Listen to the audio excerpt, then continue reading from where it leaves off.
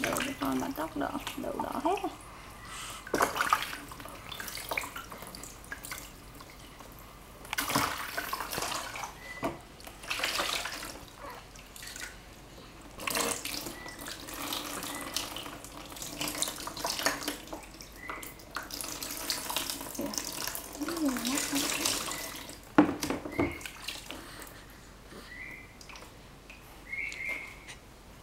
Anh phải lấy khăn.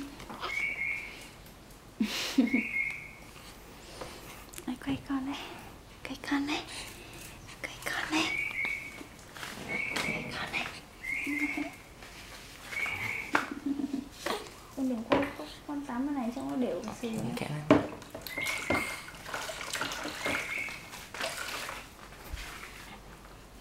Phụ em tắm con nên lắm chuyện.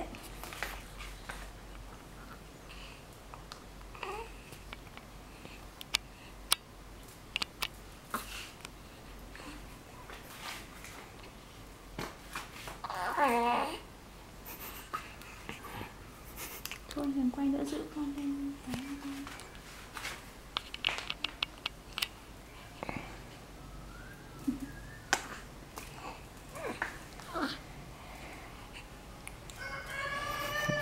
Cái đầu chọc.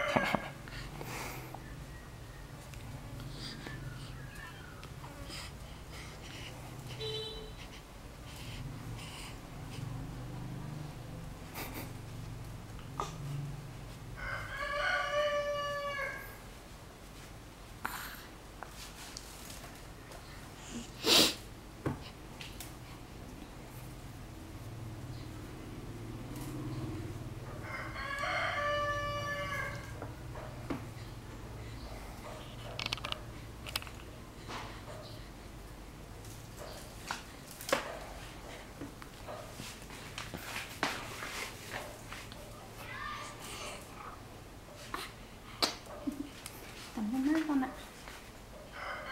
Đừng có sợ nước nha con nhá. Tắm nhá.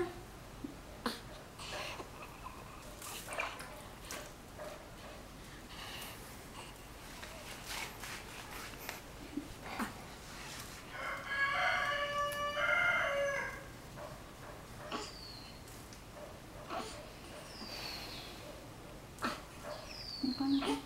Đây đây đây.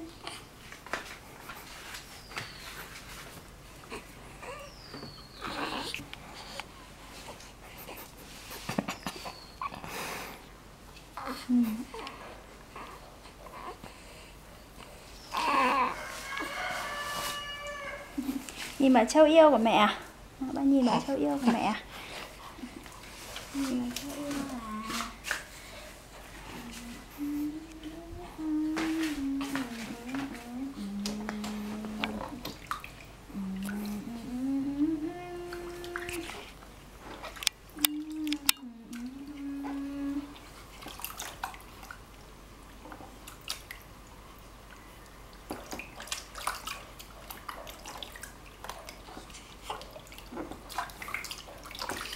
Sợ nước. Con ơi!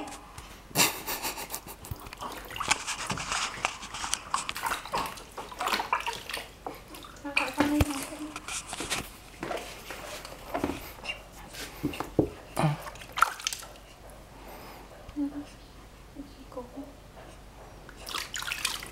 Nó ngoan rồi, nó không sợ nhỉ.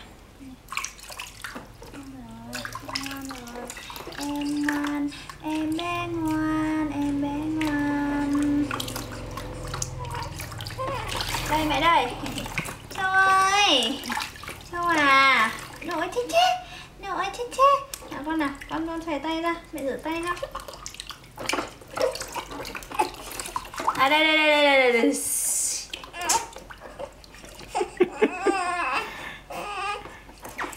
Đâu đi con? Sợ nước chứ còn sợ cái gì nữa.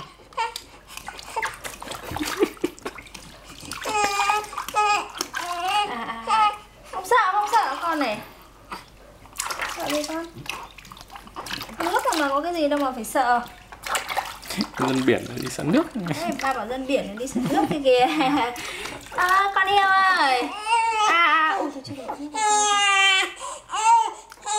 trời trời. Cho chào ba đây con này. Ba đây bà con. Cho không chào không chào. Xòe tay ra một tí nào.